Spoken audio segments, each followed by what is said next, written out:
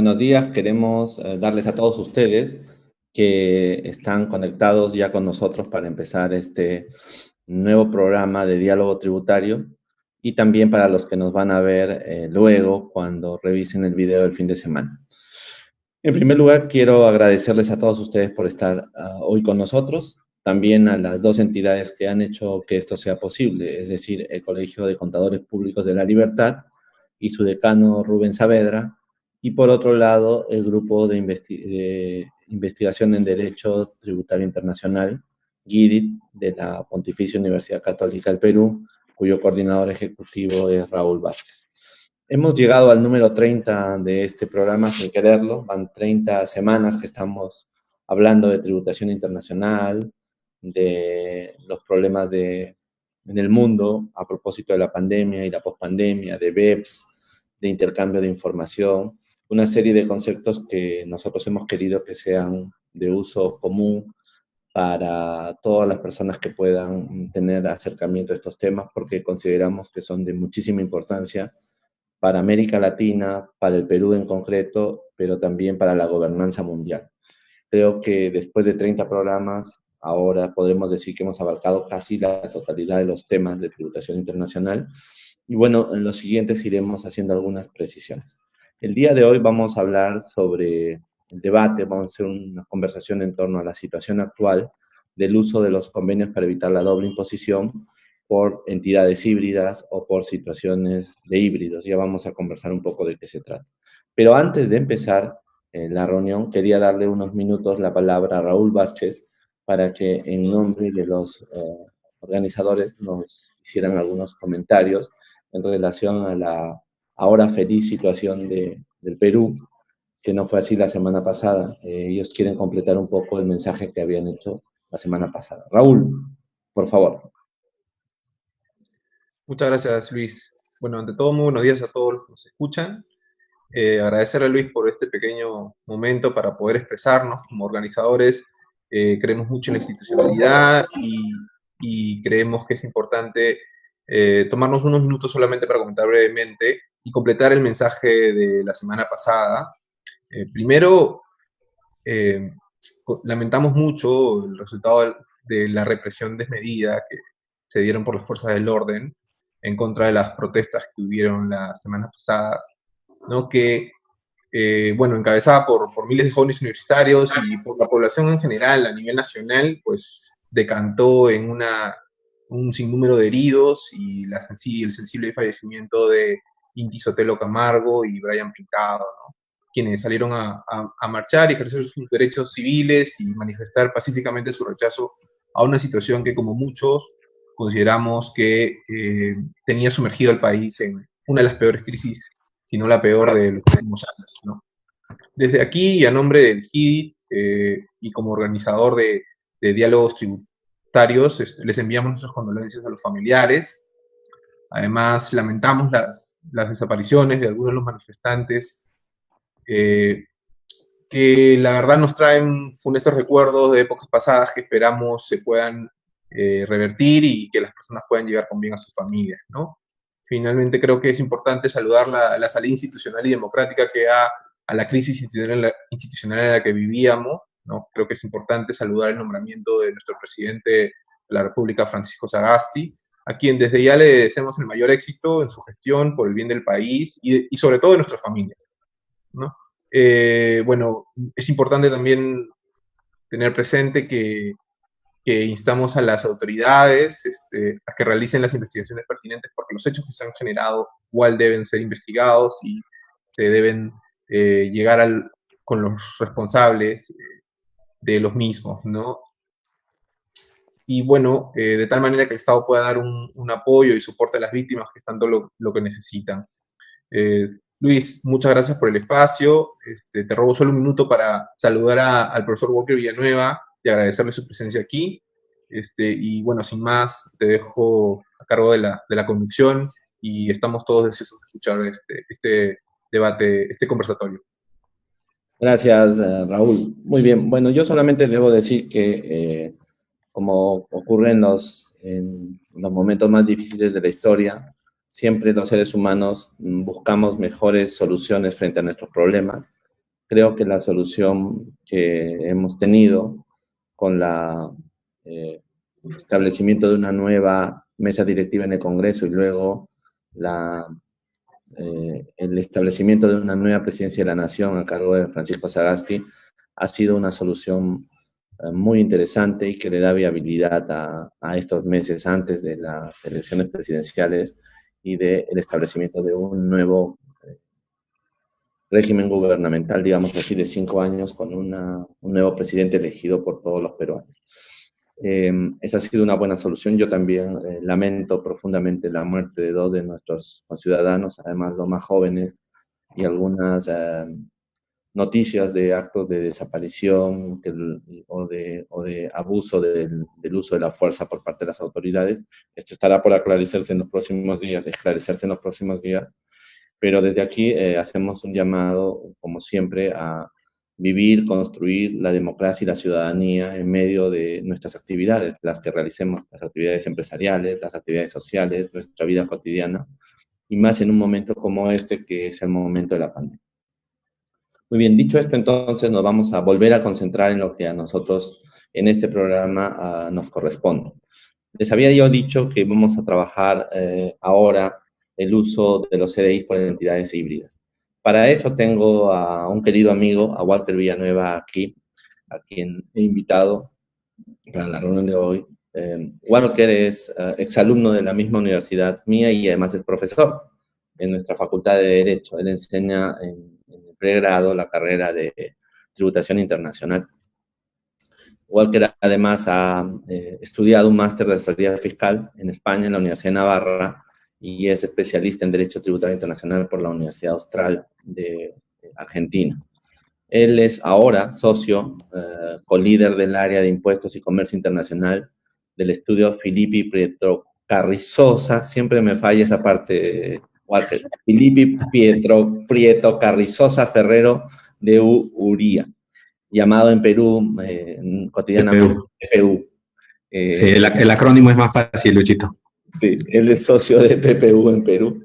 Y también, por cierto, un gran amigo, una enorme persona con la que hemos tenido muchísimas vinculaciones académicas y personales a lo largo de todos estos años. Walter, bienvenido al programa.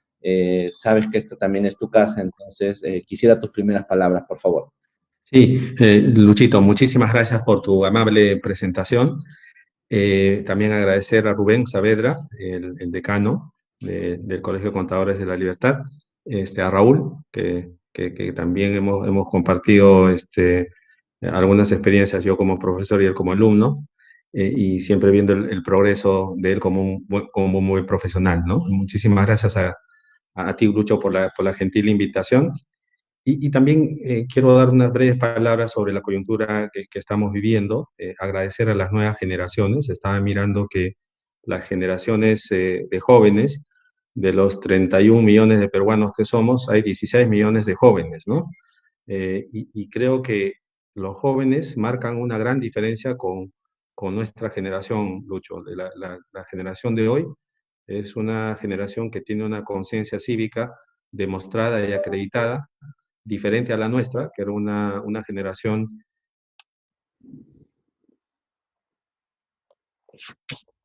el contexto, digamos, de esperanza en el desarrollo humano y económico de las personas, ¿no? En nuestra época había mucho oscurantismo, mucha desesperanza, mucha incertidumbre, mientras que en las generaciones de hoy se muestra más bien un espíritu alentador y combativo, ¿no? Y con una conciencia cívica que a mí, la verdad, me da mucho orgullo de que las generaciones de jóvenes finalmente nos hayan puesto donde estamos hoy. Al final, luego de unas semanas de terror, tenemos un presidente honorable, ¿no? Y bueno, a mirar el futuro inmediato y a mediano plazo, pues con esperanza, ¿no? Con esperanza de que las cosas van a mejorar. Y nada, es básicamente ese mensaje que quería compartir con todos ustedes. Y nuevamente agradecerte, Luis, por la invitación. Gracias, querido Walter. Efectivamente, esta es la generación del Bicentenario que nos está ayudando a mejorar sustancialmente la vida en el país a partir de una protesta, ¿no? En el Perú tenemos el derecho a la protesta como concepto jurídico reconocido por la Constitución y ellos ejerciendo ese derecho han logrado una maravillosa transición. Esperemos que se soporte en una extraordinaria gestión de transición de gobierno. Muy bien. Bueno, te propongo, Walter, hablar de 4 temas diferentes, si te parece. Hablemos, como este programa llega no solamente a especialistas en tributación, sino además a público cercano y que quiere conocer más, hablemos primero sobre las cuestiones generales, sobre los mecanismos híbridos, qué son, por qué existen, etcétera. Luego me gustaría que diéramos una vuelta sobre los avances de la OECD en el tratamiento de estos mecanismos o del estudio de estos mecanismos a propósito de su programa BEPS. Luego, en tercer punto, hablar un poco de los resultados, cómo esto está resultando en el MLI, cómo ha resultado en el modelo de convenio de la OECD en el año 2017. Y luego, finalmente, si el tiempo nos alcanza, porque el tiempo es el peor enemigo, el tratamiento de los híbridos en los tratados tributarios peruanos, sobre los cuales recuerdo algún momento atrás tuvimos un conversatorio en alguna de las entidades que participamos y conversamos amenamente sobre eso.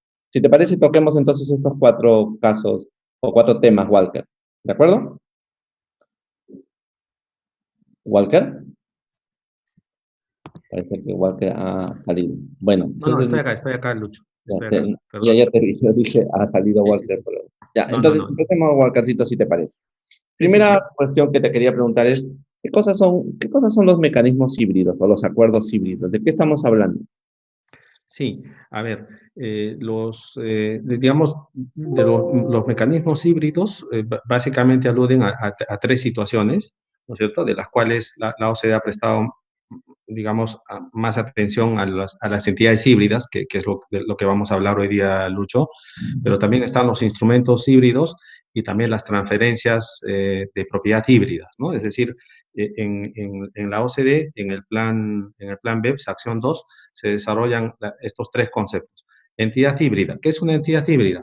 Bueno, una entidad híbrida es una entidad que para efectos tributarios tiene una calificación distinta en 2 o más países, ¿no? Es decir, para efectos de la ley interna de Perú, por ejemplo, la sociedad de responsabilidad limitada, para efectos de la ley peruana, es una persona jurídica. En la ley del impuesto a la renta se dice que es una persona jurídica, artículo 14, pero para efectos de las normas americanas, si una SRL tiene socios americanos, para efectos de la norma americana, la SRL peruana es una entidad transparente, ¿no? Es decir, no tributa a la persona jurídica, sino tributan sus socios, ¿no? Entonces, en la tributación internacional, cuando se habla de las entidades híbridas, se dice, la entidad híbrida es aquella que para una jurisdicción es persona jurídica y para otra jurisdicción es una entidad transparente.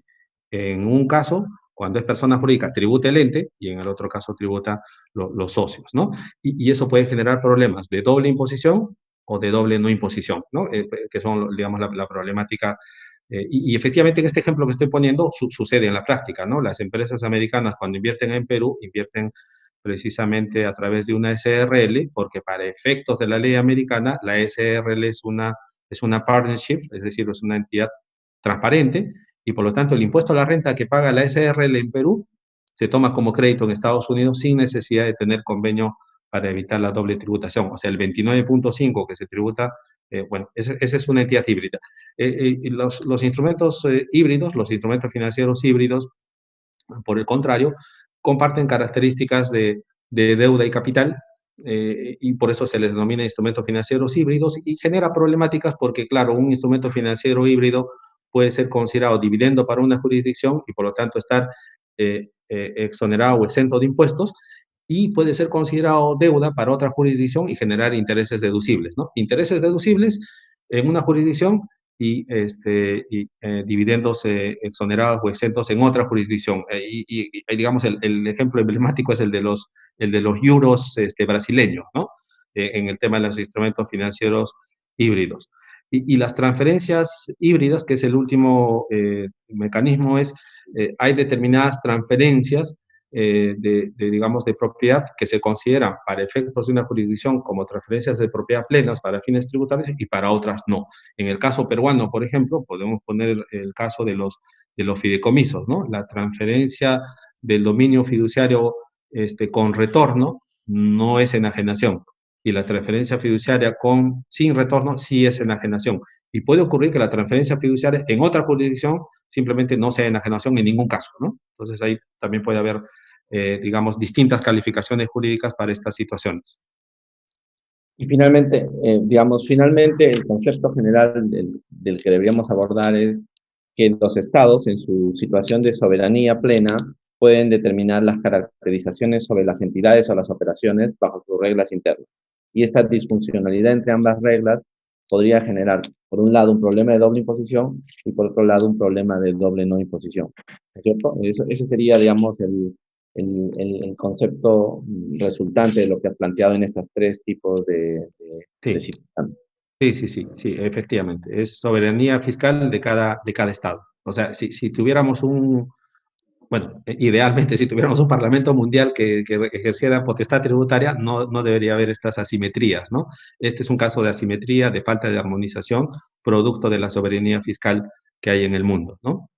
¿Tú encuentras que en esta, digamos así, situación de asimetría en el tratamiento, de diferencia en el tratamiento, tiene también mucho que ver el tipo de derecho que manejan los estados, es decir, los estados europeos continentales o civilistas versus los estados anglosajones? Podríamos decir que parte del problema no es solamente es una diferencia propia de la soberanía, sino que proviene también de la manera como entienden las distintas sociedades, los acuerdos jurídicos y las entidades, personas morales o personas jurídicas. ¿Es así? Podríamos pensar que... Sí, yo creo que sí, yo creo que sí, Luchito, ¿no? O sea, me parece que evidentemente el sistema jurídico continental con el common law, evidentemente en el ámbito de la tributación internacional tiene muchísimas disonancias, porque el enfoque del common law claramente privilegia la sustancia económica, mientras que en el ámbito del derecho continental está la forma y la sustancia jurídica. No quiero decir solo la forma jurídica, ¿no? Porque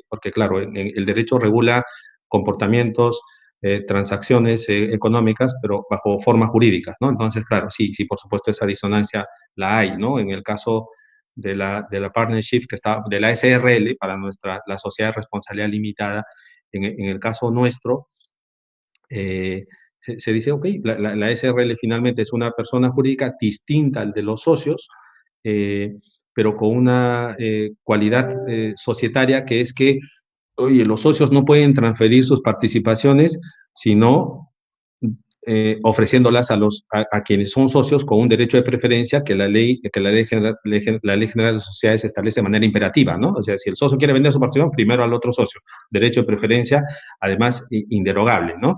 Entonces, es una sociedad personal. Entonces, claro, los americanos, en el caso de Estados Unidos, dicen, bueno, si es una sociedad personal, quiere decir que las personas que se han unido a una SRL comparten el afecto societatis, ¿no? Es decir, comparten cualidades personales, no solo es el capital, sino las cualidades personales y humanas que hace que te unas y seas socio de otra persona. Entonces, en realidad deberíamos enfocar a las personas y no a la persona jurídica, a las personas que están detrás de esa SRL, ¿no? O sea, ahí veis cómo también los conceptos de los sistemas jurídicos van influyendo en la calificación, digamos, en la calificación jurídica de estas entidades, ¿no? Me pareciera que a lo largo de la vida de los tratados tributarios, desde cuando la Sociedad de las Naciones los empieza a plantear organizadamente hasta antes de BEPS, no habría habido tanto desarrollo sobre esta situación o este problema para efectos de construir un modelo de solución de conflictos de doble imposición a nivel internacional. Salvo el informe del que luego vamos a hablar, pareciera que este tema no estaba tan enfocado en aquellos que estaban organizando esta estructura, digamos, internacional de convenios. ¿Es así, Walter, o tú sientes que en los primeros años había alguna reflexión en torno a este tema? No, creo que no, Luchito, ¿no? O sea, me parece que recién se toma nota de este tipo de divergencias en 1993, ¿no? Cuando se encarga al Comité de Asuntos Fiscales el estudio de las entidades transparentes. o las entidades híbridas y que terminan en el famoso reporte de las Partnership Report de 1999. O sea, finalmente también, claro, se tomaron 7, 8 años para, digamos, dar los resultados de la Partnership Report, que es finalmente lo que existe hoy en el Tratado Multilateral y en el artículo 1.2 y 1.3 del modelo OCDE 2017, ¿no? Es decir, al final, ese estudio histórico que se hizo sobre estas entidades híbridas de 1993 y que concluye con un principio rector del cual vamos a hablar más adelante, finalmente es lo que ha inspirado la regulación del modelo 2017 y lo que está en el tratado multilateral, ¿no? Entonces, podríamos decir que en algún sentido el problema BEPS respecto de estas entidades surge justamente porque los que construyeron el andamiaje internacional de los convenios no previeron que esto existía y que iba a ser válidamente utilizado por las empresas multinacionales a medida que vayan creciendo. Es decir, Claro. aquí más que en otros casos, pareciera que la responsabilidad era de los que produjeron en la estructura internacional que luego los estados fueron asumiendo. En otras partes puede uno decir, no, mira, en esta otra cosa, pero aquí en concreto no la vieron, digámoslo así. Sí, No previeron el resultado. ¿Es así? sí, yo creo que, a ver, hay también un tema de decisión política. Finalmente, el BEPS es finalmente, BEPS está, perdón, OECD está integrado por representantes de los estados que integran la OCDE, ¿no? Entonces, hay por supuesto mucho de decisión política, Lucho, ¿no? O sea, se dice que el tema digamos, de la tributación internacional a raíz del plan BEPS toma un cariz distinto porque al seno de la OCDE se le da decisión política. Antes eran básicamente los técnicos, ¿no? Y los técnicos no tienen decisión política. La diferencia es que todos estos estudios que se han hecho hasta antes del lanzamiento del plan BEPS en el 2012, es que a partir del 2012 los técnicos están ahora apoyados por los políticos y por eso es que el plan BEPS se está implementando en el mundo, digamos, con todas sus dificultades, pero al final se está implementando más o menos en los distintos países del mundo. Y efectivamente, ahí yo creo que hay el informe original digamos, de las Partnership Report, eh, se incorporan solo en los comentarios al modelo, ¿no? Entonces, claro, si no pones un texto para, para regular el tratamiento tributario de las entidades híbridas, no pones un texto en la norma del convenio, en el pacto entre los estados, en el tratado, y solo pones en los comentarios al modelo qué efectos jurídicos puede tener el comentario si no está apoyado en el texto del tratado, ¿no?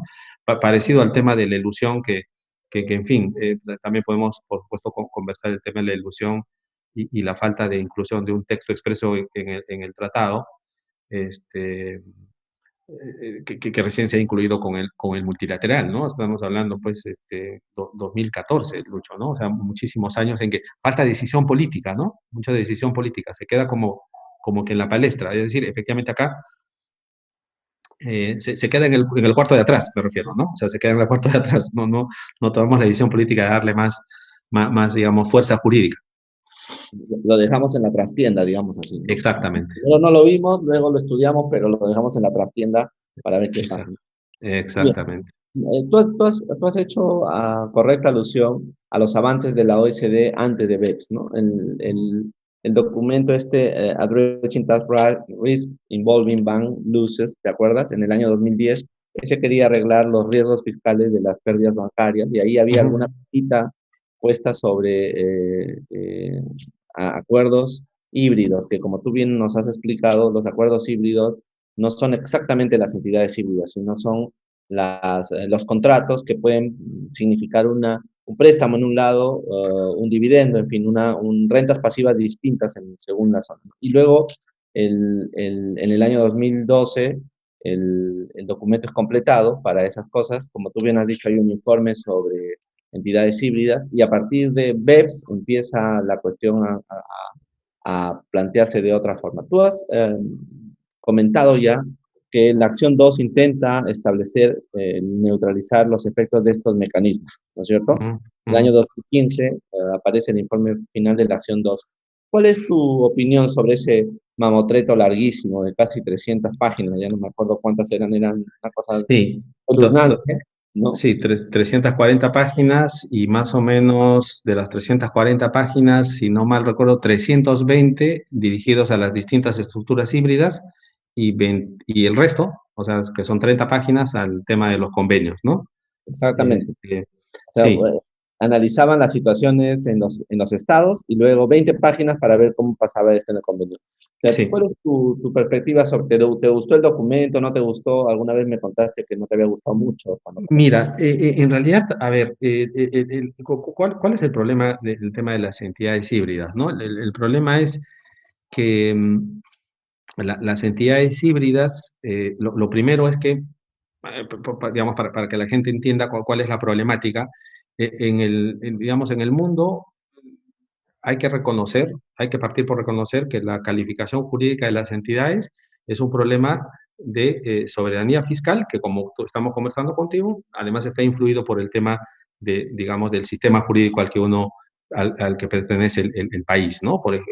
Claro, el sistema jurídico, por supuesto, influye, ¿no es cierto? Por ejemplo, en Panamá digamos, no hay trust, pero sí hay fundaciones, y las fundaciones tienen la misma función que los trusts, ¿no? Pero fundación entendido como persona jurídica, no como un patrimonio autónomo, como es el trust en el derecho anglosajón. Bueno, en fin, entonces, en el mundo hay básicamente tres modelos para el tema tributario, ¿no? O cuatro modelos, perdón, para el tema tributario. Sistema de lista, es decir, dices hoy, la ley interna se preocupa de decir, a ver, ¿cuáles son las entidades extranjeras que van a ser tratadas o como transparentes o como personas jurídicas? Y pongo la lista, ¿no? El segundo sistema es la similitud. Dices, oye, mira, a ver, un trust se parece a un fideicomiso y en el Perú el fideicomiso es una entidad transparente, por lo tanto el trust también va a ser transparente. Eso es el sistema digamos, de la similaridad. El tercer sistema es, bueno, respeto lo que dice el país donde se ha constituido la entidad, ¿no? Para que haya simetría. Entonces, si en el país que se ha constituido es transparente, bueno, en Perú va a ser transparente, ¿no? Y el cuarto sistema es el sistema que hay en Estados Unidos, el famoso sistema the Check the Box Rules, ¿no? Ese sistema es muy mencionado, que es básicamente que en Norteamérica la ley permite que las distintas entidades el contribuyente elija si es transparente o si es, eh, digamos, si es persona jurídica, ¿no? Entonces, claro, lo que quiero decir con esto, con esta explicación es que la falta de, digamos, de armonización natural entre los distintos países del mundo genera precisamente, genera precisamente esta discordancia de regulación. El informe en la acción 2 del plan BEPS, precisamente lo que hace es decir, oye, a ver, entonces, partiendo de la idea de que es difícil lograr una armonización, ¿no es cierto?, entre los distintos países del mundo, entonces vamos a intentar evitar que haya supuestos de doble no imposición, ¿no? Es decir, supuestos de deducción en un país, deduces el gasto de un país y en el otro país no tributa. Y esta situación, digamos, a ver, digamos, la más conocida, ya la información es pública, es el caso de Starbucks, el caso de Fiat también, pero el caso de Starbucks es un caso emblemático de entidad híbrida, ¿no? En el que, se crea una sociedad en Luxemburgo, ¿no? Luxemburgo tiene una tasa del 25% de impuesto a la renta, eh, bueno, en Luxemburgo se crea una entidad bajo un régimen especial, que para efectos de la ley de Luxemburgo, esa entidad se considera como una entidad transparente, ¿no? Y desde Luxemburgo se comienzan a cobrar regalías e intereses a todas las sociedades que estaban en Europa de Starbucks, ¿no? Entonces, claro, las regalías deducibles en todas las sociedades de Europa, en las operativas en las de abajo, los intereses también deducibles, y como se pagaba una entidad que para efectos de Luxemburgo era considerado como una entidad transparente, no tributaba, porque tenía que tributar la que está detrás de esa sociedad. ¿Y quién está detrás de esa sociedad? Bueno, una sociedad americana, que son los socios dueños de esta sociedad, pero para efectos de Norteamérica, esa sociedad de Luxemburgo era considerada como una persona jurídica por el régimen that checks the box rules, ¿no? Es decir, persona jurídica para Estados Unidos. Entonces, claro, ¿qué significa que sea persona jurídica para Estados Unidos? Que esas regalías, esos intereses no tributan hasta que se distribuya. Y como de hecho no se distribuyó en el ejemplo, entonces, claro, tienes un ejemplo O sea, el resultado de las entidades híbridas es como si tuvieras una sociedad en un paraíso fiscal. Es equivalente, ¿no? Porque, claro, deduces el gasto, no tributas en la sociedad intermedia y tampoco tributas arriba porque no aplica el régimen de transparencia fiscal internacional, ¿no? Entonces, claro, frente a esa situación, el, digamos, el reporte de la OCDE plantea básicamente en esas 320 páginas de las que hemos hablado, dice, bueno, a ver, aquí tienen que haber dos tipos de reglas, ¿no? Las denominadas linking rules, ¿no? Los linking rules. O sea, ¿cómo evitamos que se deduzca gasto en todas estas sociedades europeas y no tributen al otro? ¿Cómo logramos eso? Primera medida, ¿no? O medida principal. Se deniega la deducción del gasto. O sea, usted tiene que incluir en su ley interna que no es posible deducir el gasto cuando no se tributa el impuesto a la renta sobre esos intereses y regalías en el otro estado. Por lo tanto, se llega a la deducción del gasto. Este tipo de medidas ya se han incluido, por ejemplo, en España, ¿no? En España he revisado que hay efectivamente esa medida, ese linking rule que sugiere el plan BEPS en la acción 2. Y como segunda medida, si no hubiera ese linking rules, ¿no? O sea, si no hubiera esa medida primaria, entonces entra una medida secundaria o medida defensiva que se dice, ok, si se admite la deducción del gasto, si se admite la deducción del gasto en estos estados acá, entonces tú lo tienes que grabar. No puedes no grabarlo. Entonces tienes que incluir un defensive rule o una medida secundaria o defensiva para grabar cuando en el otro lado se deduce. Entonces, claro, yo digo, ¿eso de qué depende, Luchito? Depende de soberanía fiscal, al fin y al cabo. O sea, o sea, todo, digamos, ahí me parece un punto, o sea, es un estudio detalladísimo de los distintos mecanismos híbridos, pero al final dices, bueno, establece los linking rules que al final dependen finalmente de los congresos de cada estado, ¿no? Entonces ahí, como que, en fin, es lo que tenemos, Lucho. Ahí llega el momento en que todo choca y llega nuevamente a, bueno, que los estados decidan, digámoslo así, ¿no? Exacto. Ahora, tú has hecho dos reflexiones que a mí me parecen sumamente importantes de subrayar para el público especialmente. La primera es esta cuestión de que cuando tú usas entidades híbridas, el efecto también puede ser de naturaleza de la operación.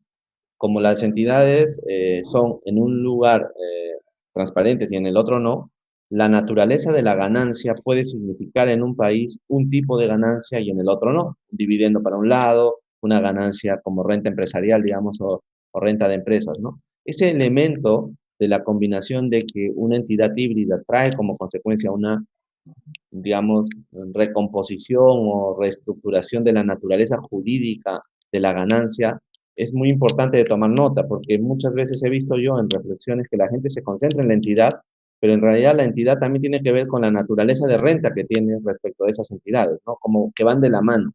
Y como tú bien dices, el enfoque del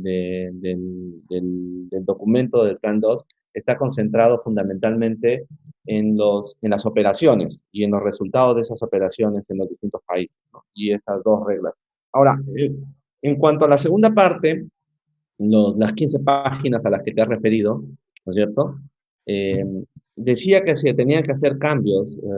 Si recuerdas, el capítulo 13, creo que era, o 12, hablaba de las cuestiones de los tratados relacionadas con las entidades de doble residencia, ¿no es cierto? Cuando una entidad acaba siendo sujeto en ambos casos. El siguiente capítulo hablaba de una nueva disposición del tratado respecto a las entidades transparentes, y el 15 o 16, ya no me acuerdo, hablaba de cómo operativizar esto, ¿no es cierto? Y se relacionaba también en la acción 6, la prevención del abuso de tratados, estaban como linkeadas una de la otra, ¿no? ¿Por qué? La pregunta que viene es la siguiente. ¿Por qué tan poco resultado final, 5 años después, en los documentos que ya son el aparato, la estructura jurídica internacional? ¿Qué ha pasado para que en esta materia la OSD no sea tan um, insistente en los convenios con una redacción mucho más clara? Como vamos a ver ahora, la redacción no es clara. ¿Por qué? ¿Qué es lo que ha pasado? ¿Tienes una respuesta o todavía estás, digamos, estás pensando o debatiendo sobre este punto?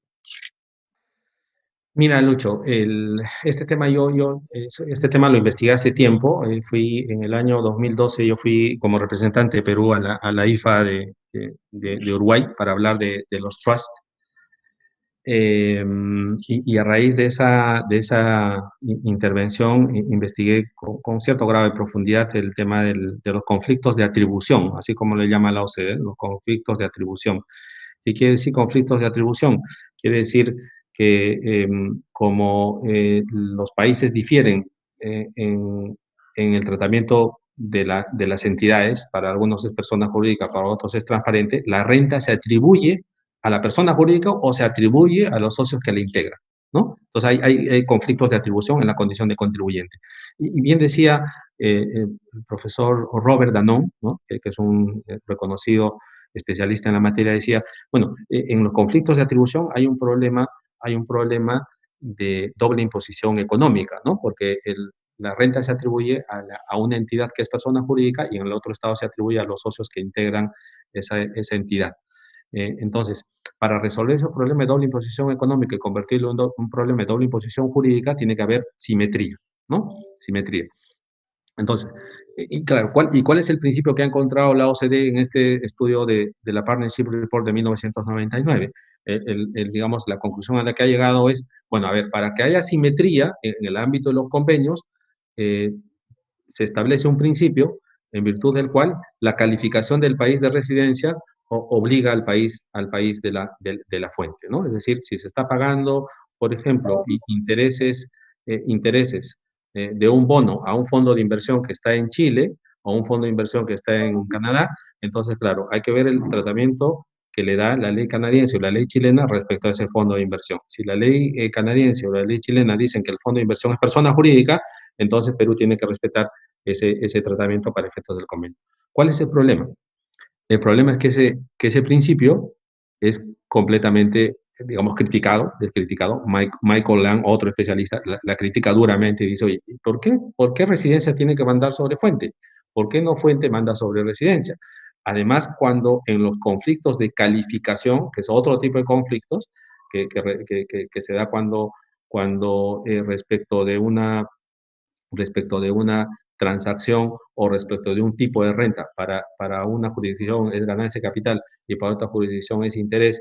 Esos conflictos de calificación que el modelo OCDE en el artículo 23 dice, en los conflictos de calificación es al revés, es fuente la que manda sobre residencia. ¿Y por qué en los conflictos de atribución es al revés? Entonces, claro, yo creo que ahí, Lucho, frente a tu pregunta muy inteligente y muy profunda, me parece, mi intuición es que la OCDE no está muy convencida, no está muy convencida digamos, de la solidez jurídica del principio que está establecido finalmente en el Partnership Report, ¿no? Que la calificación del país de residencia manda sobre el país de la fuente, porque, porque la pregunta es ¿y por qué? ¿Por qué no al revés, no? Entonces creo que eso es lo que ha originado una respuesta un tanto tímida, ¿no? Este, porque claro, al final estamos siguiendo el principio digamos, que se ha establecido en 1999, ¿no? Y quizás se podría haber avanzado un poco más en esa dirección, ¿no? Sobre todo considerando en este caso, pues que se supone que uno de los emblemas o principios del plan BEPS es la creación de valor, ¿no? El principio de creación de valor. Hay un artículo muy bueno de Adolfo Martín Jiménez sobre el principio de creación de valor, publicado hace un par de meses en el IBFD, que dice, ok, se supone que este principio de creación de valor protege la base tributaria de los países que reciben inversión, ¿no? Es como un retorno al principio de la fuente. Pero como es tan gaseoso, entonces, claro, o sea, digo, ¿por qué menciono esto? Porque aquí la OCDE ha ido por el principio, digamos, del Partnership Report diciendo residencia manda sobre fuente. Yo digo, ¿y por qué no al revés? ¿Por qué no fuente sobre residencia, no? Me parece que por ahí está la respuesta, Lucho. Me parece que ese es el punto. Comparto tu idea. Has hecho como siempre, una inteligente salida a mi pregunta y lo has hecho muy bien. Yo lo aprecio mucho porque eso me permite subrayar dos temas, ¿no? Uno ya lo había dejado antes, pero lo retomo, es cuando estamos ante un problema sin convenios, el problema es un poco más grave en algún sentido, porque el problema no sabes cómo ordenarlo. Si es un conflicto de calificación de sujetos, es un conflicto de calificación de operación. Pero ya cuando estamos ante el convenio, efectivamente, una cosa es un conflicto de calificación del resultado de la renta, de la ganancia, y otra cosa es un conflicto de atribución Atribución. de residencia, ¿no? Digamos, de naturaleza de persona. Entonces, la OECD ha avanzado más en los conflictos vinculados a la calificación de la renta que a los conflictos vinculados a la calificación del sujeto o de la entidad. Claro. Y como tú dices, a diferencia del otro caso, ese reporte fue muy discutido, porque efectivamente, ¿cuál es la razón para que tomemos una regla sobre la otra? Yo quiero desviarme un poquito, aprovechando que te has metido en este tema, para preguntarte, en tu opinión, toda esta idea de creación de valor que está subyaciendo en el proyecto BEPS y especialmente en la materia de la economía digital, donde estamos discutiendo qué cosa es creación de valor, en algún sentido cambia ya radicalmente el concepto de fuente, porque le está atribuyendo, acorde con la situación actual, una idea que ya se aleja del concepto tradicional de fuente como actuación dentro del territorio físicamente, ¿no es cierto?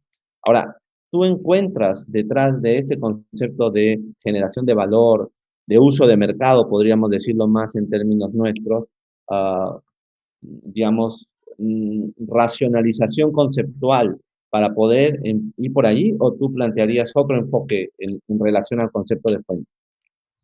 Sí, Me he mira, desviado un poquito, pero sí, sí, sí, sí, y te has desviado gracias a mí, a que puse sobre la mesa este asunto para responder exactamente. tu pregunta muy inteligente, pero mira, Lucho, yo creo que el principio de creación de valor, ahí coincido completamente con Adolfo, este, Martín Jiménez, al que he hecho referencia.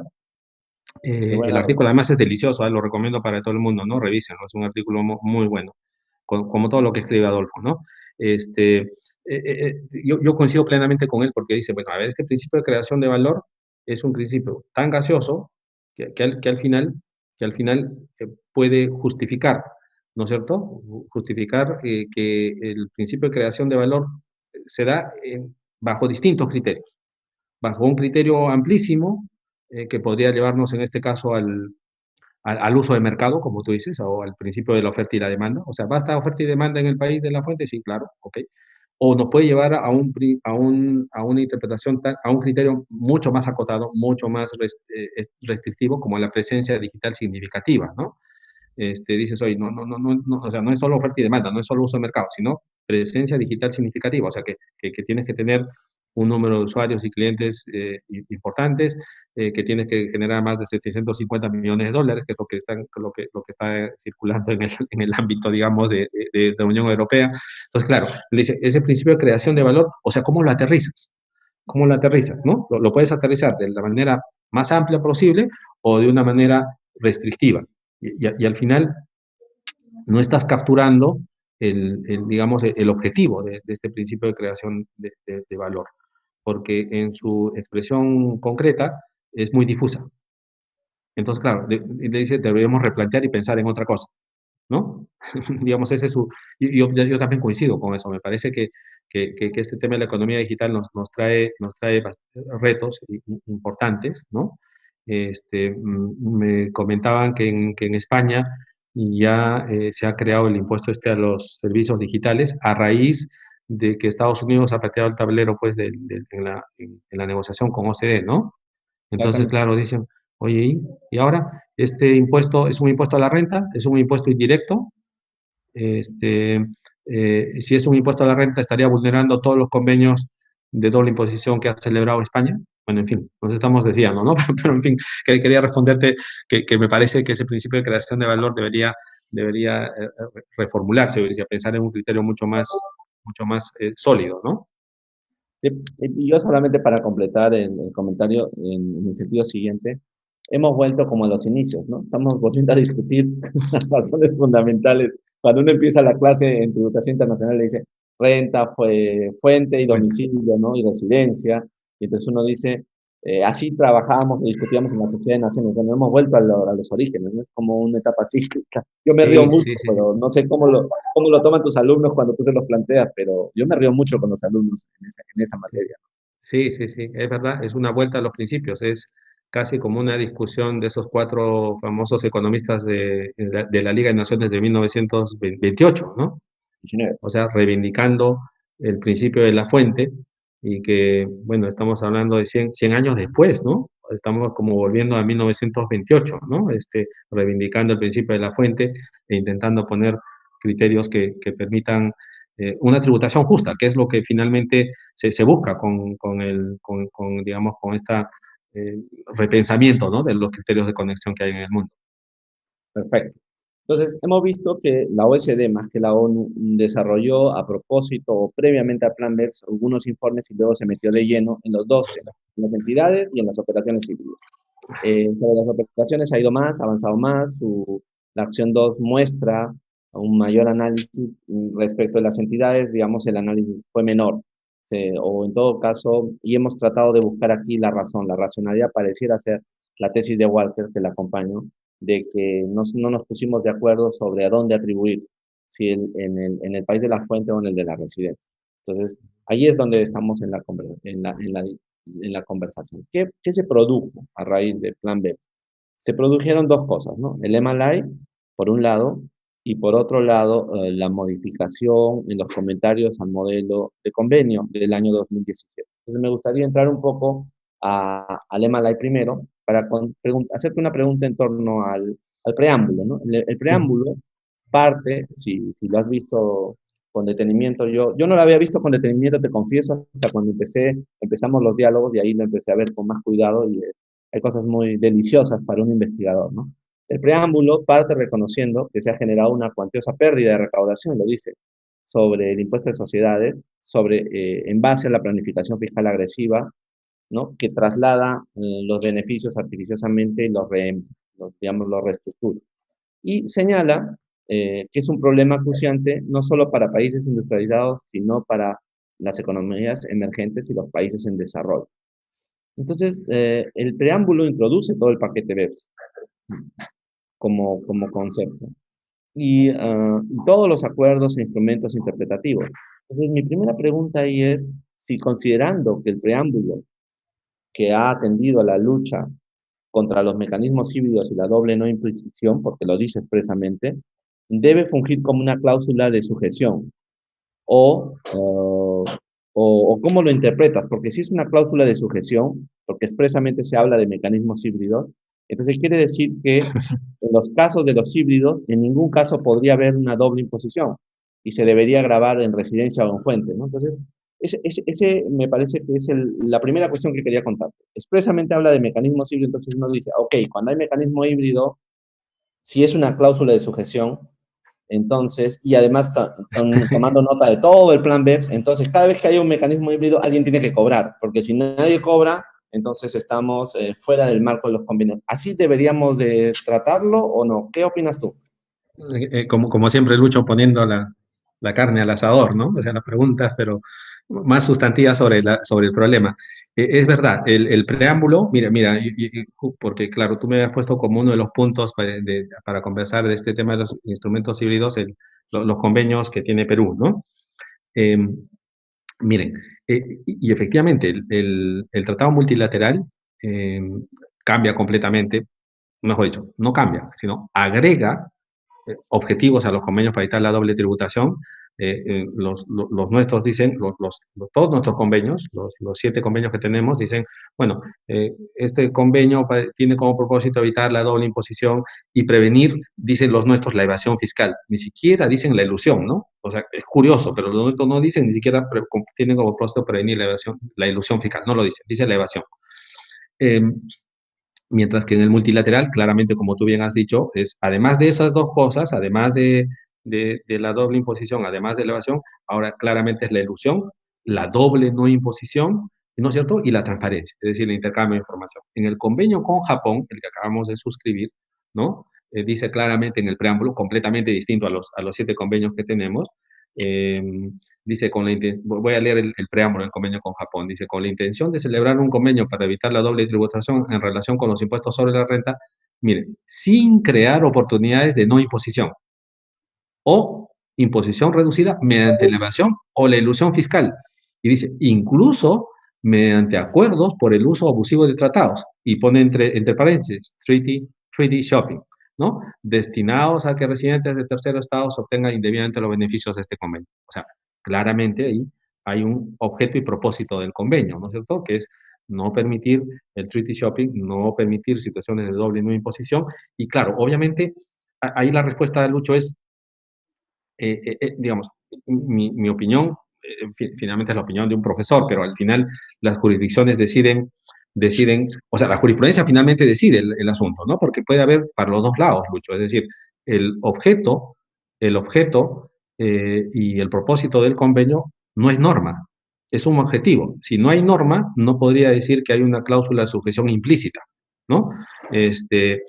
Pero también es posible interpretar lo contrario y decir, no, sí, sí, por supuesto, la idea que si hay una entidad híbrida y que en la entidad híbrida el gasto se deduzca en este lado y la renta no tribute al otro lado, producto de que sea una entidad híbrida, y el propósito del convenio es que no haya situaciones de no imposición, entonces en este caso, pues tiene que haber, implícitamente está diciendo, bueno, si no lo grabas acá, lo grabas en este lado, ¿no? Una cláusula de sujeción que además en ese sentido ha ido la comunidad andina, ¿no? El Tribunal de Justicia de la Comunidad Andina tiene un fallo que dice que el artículo 20 de la decisión 578 en el fondo es una cláusula de sujeción, ¿no? Es decir, si no graba fuente, que es el principio de la decisión 578, si no graba fuente, porque su ley interna no lo graba, entonces tributa en residencia, ¿no? Eso es lo que dice este fallo del Tribunal de Justicia de la Comunidad Andina. Entonces, yo creería en este particular caso que deberíamos ir por esa tendencia, ¿no? Que siendo un objetivo digamos, de los convenios a partir de multilateral prevenir la doble no imposición, me parece que sí podríamos generar jurisprudencia similar similar al del Tribunal de Justicia de la Comunidad Andina. Correcto, correcto, está bien. Y quería anotar a propósito de la reflexión que en el preámbulo del lema LAI se dice, haciendo una traducción forzada, ahorita no tengo la versión en castellano, pero dice más o menos así, ¿no? Tomando nota de que el paquete BEPS de la OSD G20 incluía medidas relacionadas con tratados fiscales para abordar ciertos acuerdos híbridos de desajuste, bla, bla, bla, bla, bla. Entonces, pareciera que siguiendo este criterio que tú dices, el MLI introduce en los convenios el problema ya no solamente de la doble no imposición, sino de la doble no imposición respecto de acuerdos híbridos de desajuste, ¿cierto? Entonces ahí, cuando lo firmemos, vamos a tener un problema más, o sea, discutir si el preámbulo del MLI es una cláusula de sujeción respecto a las cláusulas del MLI y de los convenios, ¿no? Pero Claro. estoy en el mismo camino contigo. El artículo 3 del MLI, Walter, habla de las entidades transparentes, no sé si lo recuerdas, ¿no? Y Sí, entonces sí, sí, sí. en Sí, sí, ese sí. artículo, ¿tú consideras que la naturaleza de ese artículo es de una cláusula antielusiva específica?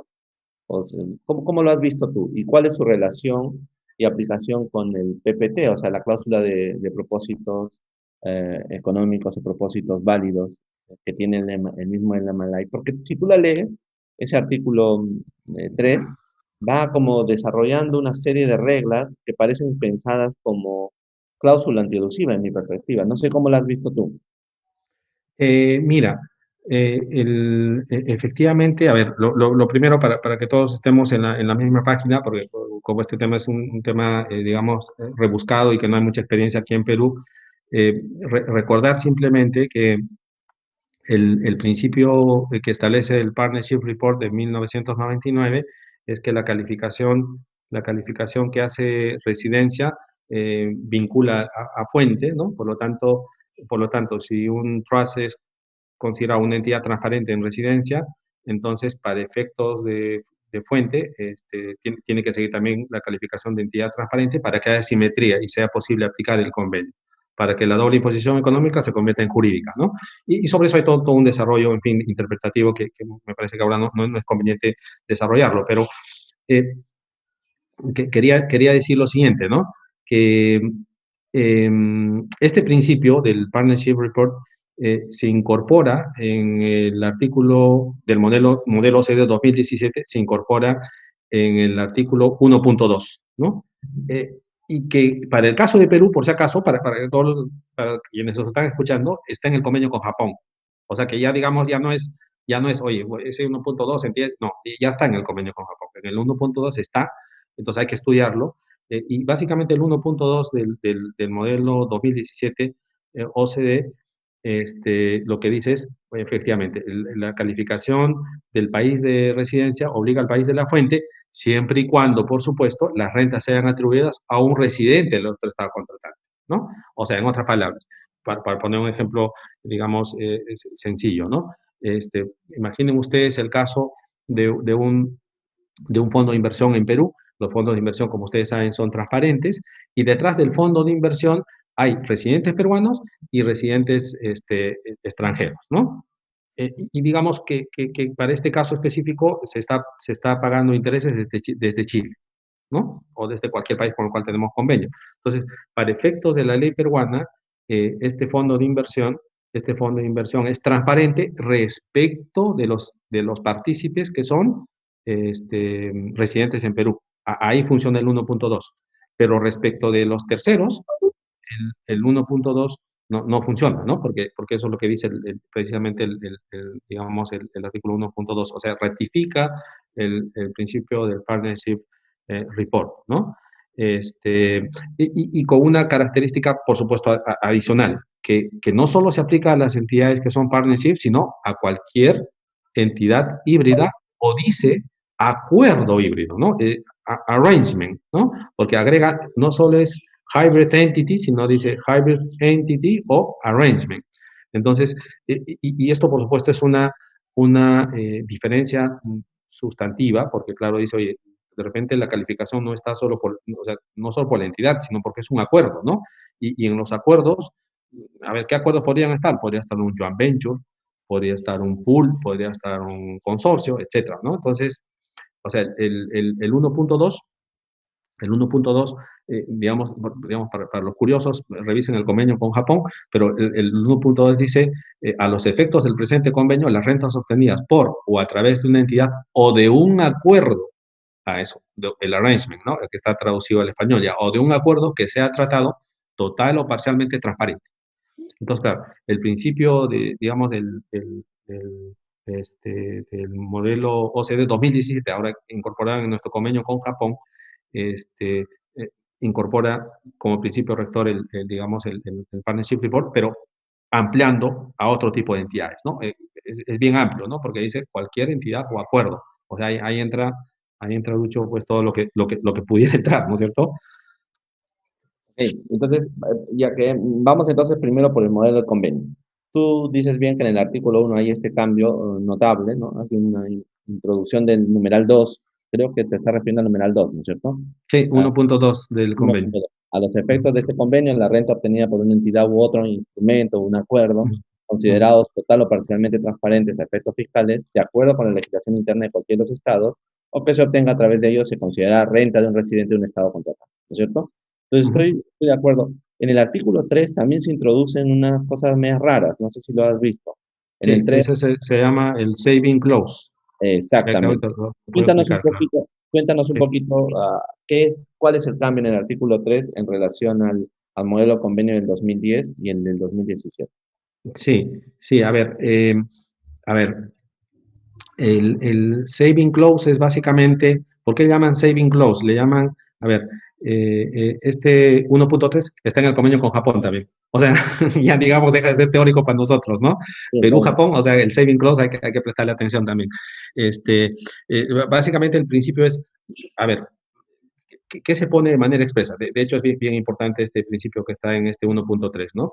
Que es, los convenios en modelo OCDE están dirigidos a restringir la potestad tributaria del país de la fuente. No están dirigidos a restringir la potestad tributaria del país de residencia.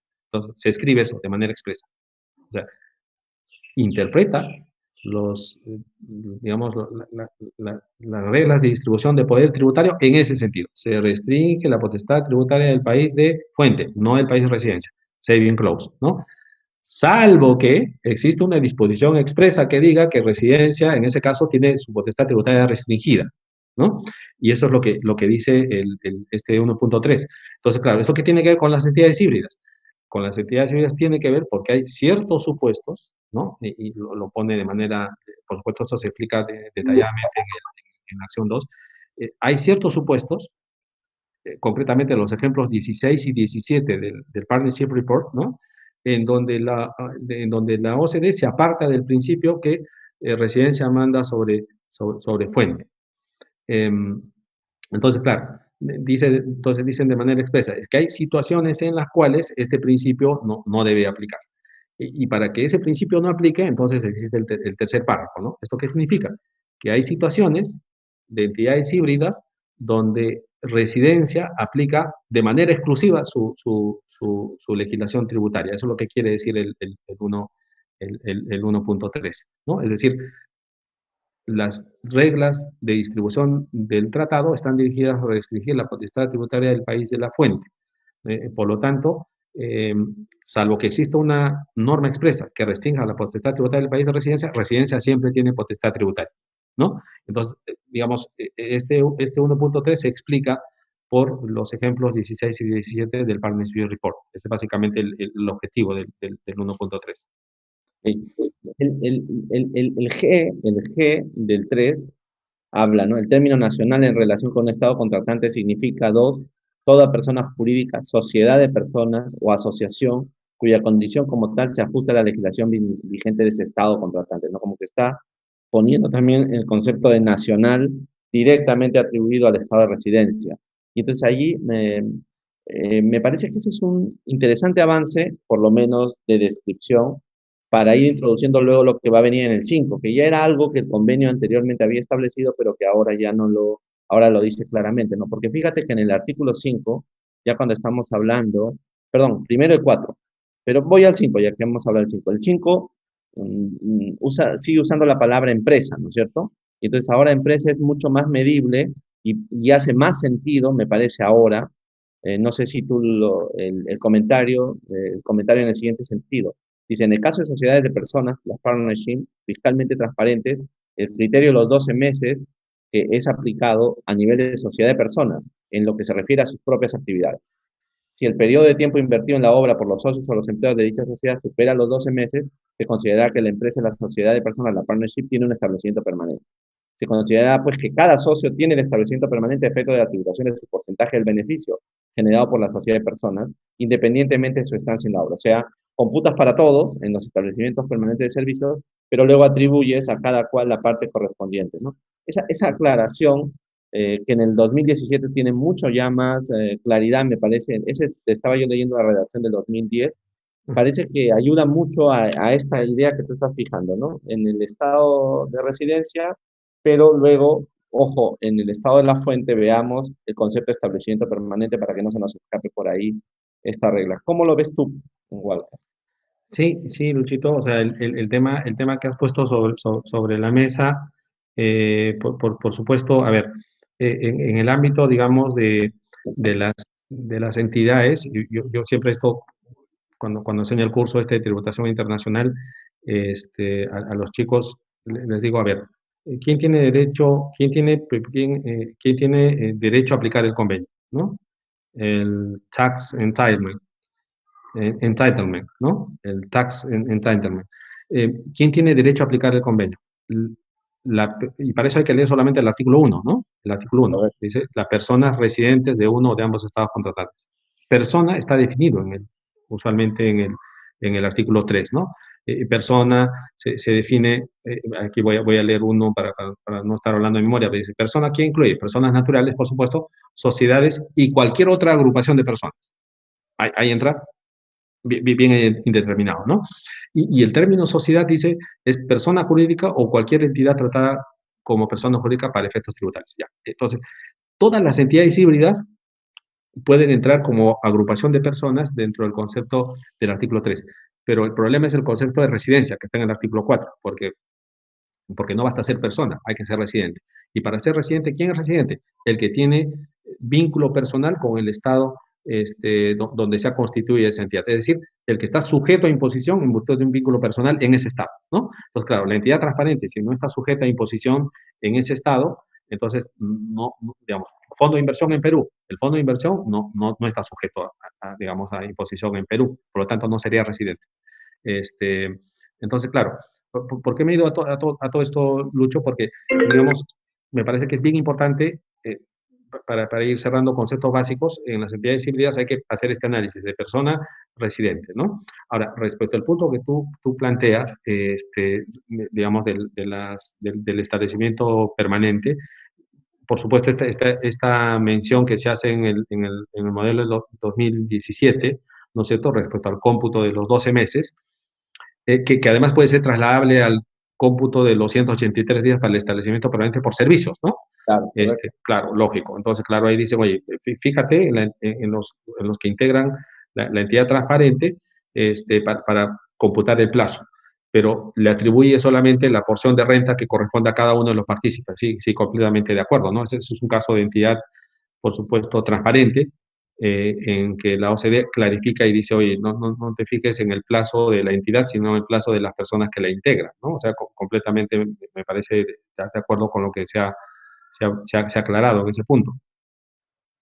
Sí, tú has dicho bien que el artículo 4 tiene esta regla que yo creo que subrayo lo que has señalado, que cuando un Estado no tiene en cuenta la existencia de una sociedad de personas a efectos fiscales, ¿cierto?, una entidad transparente, y le aplica el régimen de transparencia fiscal grabando a los socios por razón de su participación en la renta de la sociedad de personas, esta sociedad de personas en sí no está sujeta al impuesto y no puede considerarse residente de dicho Estado, ¿no es cierto? Entonces, parece que entre el 1, el 3 y el 4 van fabricando la idea que tú planteas.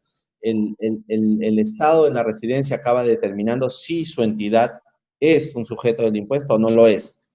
Pero cuando no lo es, veamos los efectos. Y ahí el 5.1 introduce esta idea, por lo menos en los comentarios, ¿no?, de que el cómputo es para la entidad, porque puede ser que en el estado de la fuente sí sea una entidad considerada como una persona jurídica.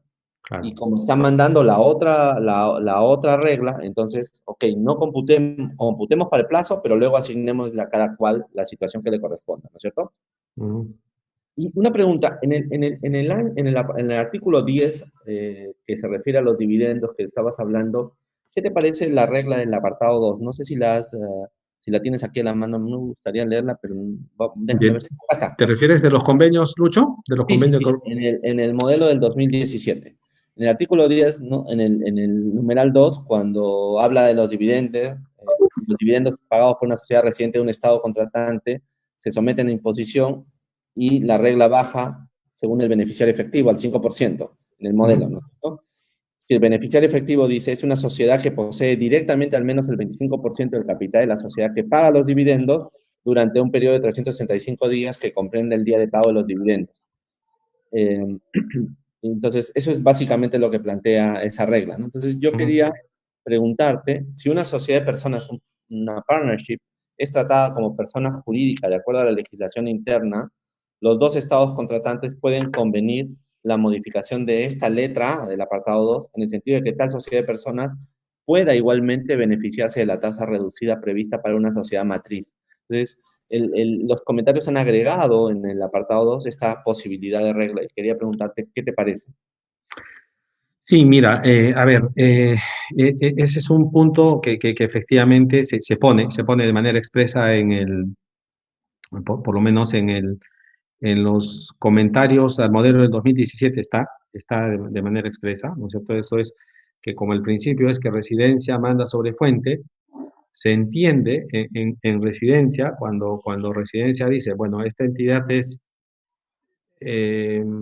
persona, es residente bajo el artículo 4 y además es beneficiario efectivo, ¿no? Porque, claro, si cumples con todo ese test, entonces, claro, manda sobre, en este caso, sobre fuente. Y claro, podría ocurrir, Lucho, ¿no es cierto?, que por ejemplo, bajo la ley de determinado estado, la partnership o la SRL de la que hemos hablado, sea una persona jurídica, ¿no? persona jurídica, o sea, ya claro, ok. Pero el estado de la fuente sea más bien entidad transparente, ¿no? Pero si esta persona jurídica es persona, es residente para efectos de ese estado, y además es beneficiario efectivo, ¿no? El beneficiario efectivo,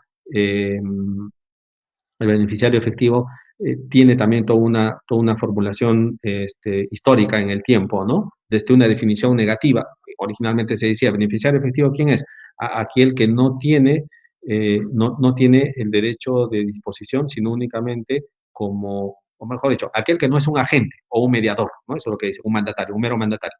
O sea, el mandatario o el agente mediador no es beneficiario efectivo, ¿no? Y ya posteriormente, en el 2010, me parece, ya se da una definición positiva de beneficiario efectivo, el que tiene derecho a disponer de las rentas que está percibiendo, ¿no? El que tiene derecho a disponer. Y ese derecho a disponer puede ser un derecho de disposición jurídico y un derecho de disposición sustantivo, ¿no? Es decir, se puede apreciar en los hechos o se puede apreciar en los documentos. Entonces, claro, o sea, tendrías que cumplir con las tres, Lucho. O sea, persona, residente y beneficiario efectivo. Y solo en ese caso obligas al país de la fuente, ¿no? Exactamente. Ahora, como tú bien decías, el ajuste que se está haciendo en la versión del 2017, más o menos todavía, ¿no? Más a través de los comentarios sobre las sociedades de personas y la atribución de sujetos según la regla de la residencia, ha hecho que en el apartado 2 del artículo 10 ya se elimine la exclusión de las sociedades de personas. Porque antes, recuerdas, se habían excluido a las sociedades de personas, ahora ya no, porque el hecho es que una sociedad de personas tiene la consideración de sociedad de efectos fiscales en el estado de la fuente, perdón, de la residencia, entonces debería de seguir la regla en el estado de la fuente. Antes, Por supuesto. no está tan claro, ha funcionado así. Muy Por bien. supuesto. Yo quiero primero contarte que ya vamos cerca de una hora o un poquito más. Uy, ¿Okay? sí, nos hemos pasado, creo, Lucho. Se va pasando rápido, pero yo había quedado contigo en que no iba a quitarte tampoco demasiado tiempo, pero me gustaría volver al EMA Live por un tema que me parece que es bien interesante a conversar. Mira, fíjate. Como yo te decía, en el artículo 3 del EMA Live se establece una serie de reglas sobre las entidades transparentes, ¿no? Como si lo hubieran puesto allí.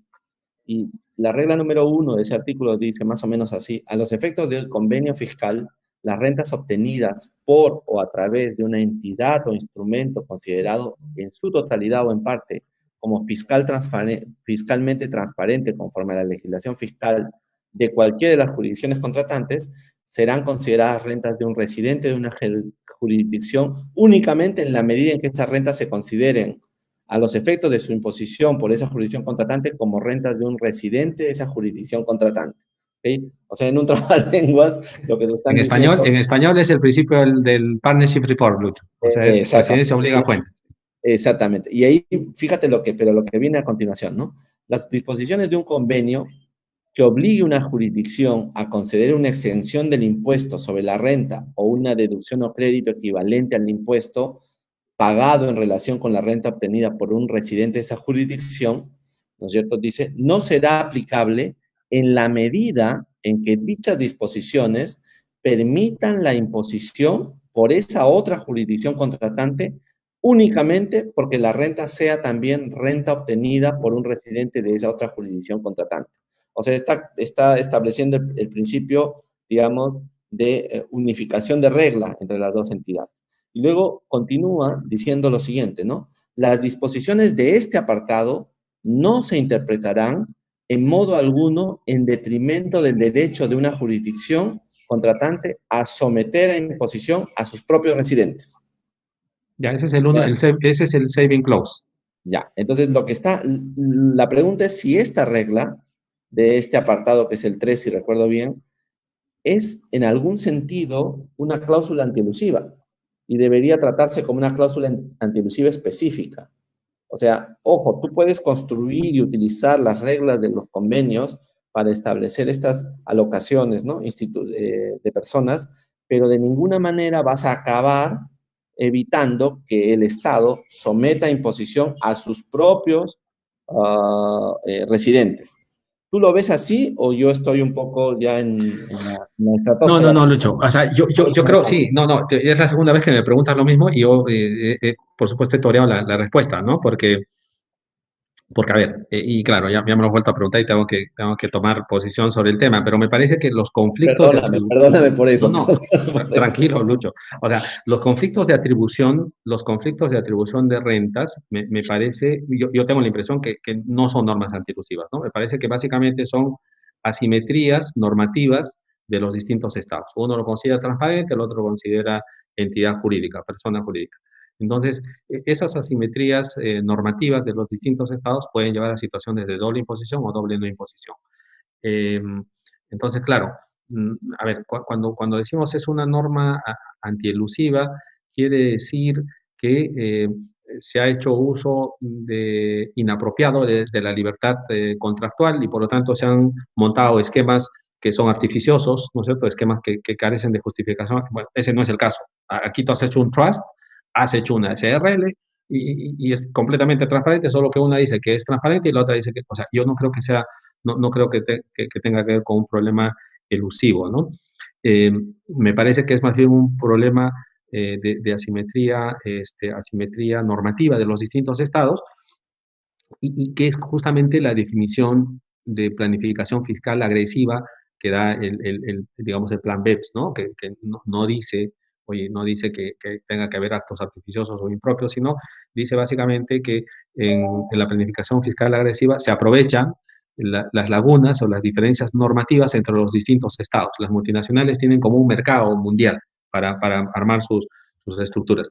Claro, tú armas las estructuras legales no necesariamente de manera artificiosa, de manera forzada, carentes de justificación económica. O sea, no es una transacción elusiva, pero estás aprovechándose esas asimetrías informativas para conseguir beneficios, ¿no? Que es lo que estaría ocurriendo en el caso de una entidad híbrida. O sea, tú objetivamente, el caso este de Starbucks, o sea, por ejemplo, el caso de Starbucks, no, digamos ahí, decir que es elusivo, me parece que no es posible, porque claro, tú estás constituyendo una sociedad perfectamente legal en Luxemburgo, que es transparente para Luxemburgo, pero para que Estados Unidos es persona jurídica. Entonces, mientras no repartas a Estados Unidos, no tributas. Ahí estás mezclando dos sistemas normativos para conseguir un resultado favorable a ti. Entonces, claro, me parece que ahí, particularmente en el caso de las entidades híbridas, Lucho diría que es más bien una asimetría normativa. Me parece que eso es. De acuerdo.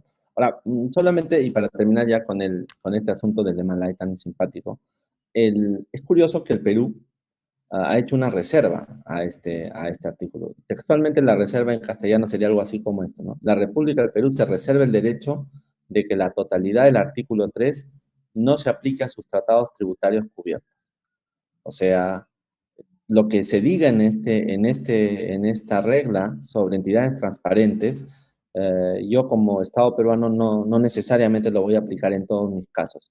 Ahora dejo la pregunta en el aire todavía, no quiero que me la contestes para ahora que vamos a hablar de nuestros tratados peruanos, tiene que haber una racionalidad detrás de esto, por alguna razón el Perú lo está planteando. Entonces, si te parece, pasemos a los casos de los tratados peruanos en los cuales tú eres un especialista notable, para mi gusto, te conoces así todos los convenios a la letra chiquita, una cosa impresionante, igual que yo siempre te admiro en esa materia, ¿no? Muchas Entonces, gracias, Luchito. empecemos por la identificación del partnership como sujeto beneficiario del tratado? ¿Cómo está eso en nuestros tratados actuales? Mira, he hecho una revisión rapidísima de los tratados y es curioso, ¿ya? Pero eh, los últimos tratados tienen una definición bien, pero bien, digamos, acotada, como el modelo. No hacen referencia a las partnership, ¿no es cierto? O sea, a ver, estoy acá perdonen que haga mucha referencia al convenio con Japón porque es lo ultimito, ¿no? Es lo ultimito. Es por eso que estoy cada vez, miren, en el caso del convenio o sea, todos nuestros convenios o sea, México, los últimos, ¿no? México, Portugal, Suiza, ¿no? México, Portugal, Corea Corea, y Japón, ¿no? Japón el último, no se refieren para nada a la partnership. No la menciona. O sea, parece que no es un problema, no es relevante, ¿no? Porque simplemente dicen, ¿qué es persona? Persona natural, sociedad y cualquier otra agrupación de personas. se acabó. ¿Y qué es sociedad? Es una persona jurídica o una entidad tratada como persona jurídica para efectos tributarios. O sea, todos estos convenios, ok. En cambio, los convenios, los antiguos, incluido Suiza, Canadá, ¿no es cierto? Sí dicen expresamente que dentro del concepto persona está la sociedad de personas, ¿no? O las partnership, como nosotros, como se conoce en el derecho anglosajón. O sea, la sociedad de personas sí califica como persona. Y eso, digamos, ¿por qué es relevante? Porque te permite cumplir el primer umbral para la aplicación de los beneficios del convenio, ¿no? Eres persona, ok. Al margen de cómo te califiquen jurídicamente, eres persona. O sea, la partnership es persona. Eso está establecido de manera expresa en el convenio con Canadá, En en el Brasil también. convenio con Suiza, también está de manera expresa, ¿no? Pero en todos los demás convenios ni siquiera la menciona. Entonces, claro, ¿y qué pasa en esos casos cuando no mencionas a la partnership? Bueno, yo diría, me parece que en realidad, como el término persona incluye personas naturales, sociedades y cualquier otra agrupación de personas, o entra como sociedad o entra como agrupación de personas, ¿no? Como sociedad, porque para efectos, digamos, de los convenios, ¿qué es sociedad? El que es persona jurídica societaria, para efectos societarios o el que es tratado como persona jurídica para fines tributarios. O sea, en otras palabras, me parece que no es un problema el tema de persona. Al final vas a entrar o como sociedad o como agrupación de personas, pero siempre la partnership va a cumplir con la condición de ser persona. Me parece que el problema está más por el artículo 4, ¿no? El tema de residente.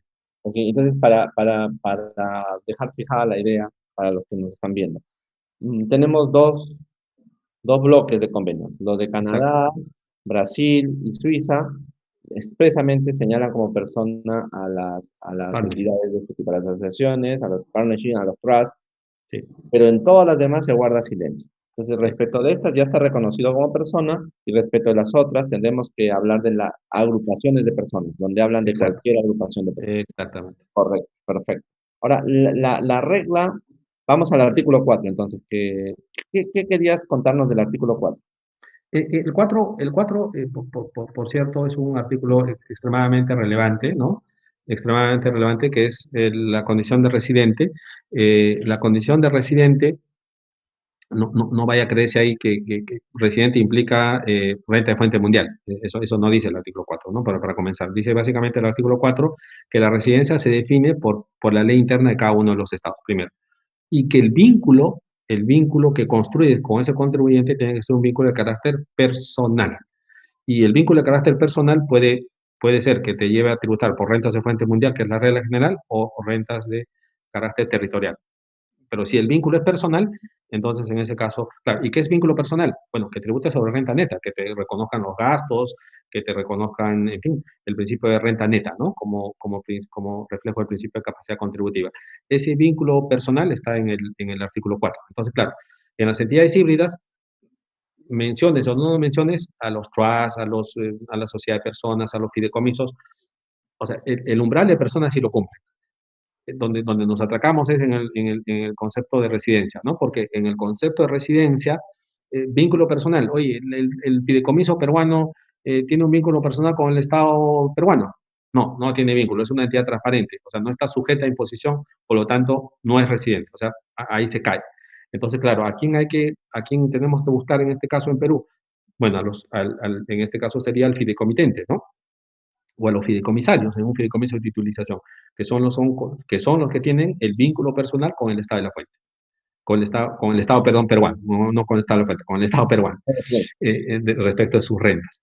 Entonces, claro, esa calificación jurídica del fideicomitente o los fideicomisarios como contribuyentes en los fideicomisos es lo que obligaría al otro Estado, digamos, respecto a la atribución, ¿no? Porque si cada uno se va por sus reglas de atribución, entonces ahí vamos muertos, ¿no es cierto?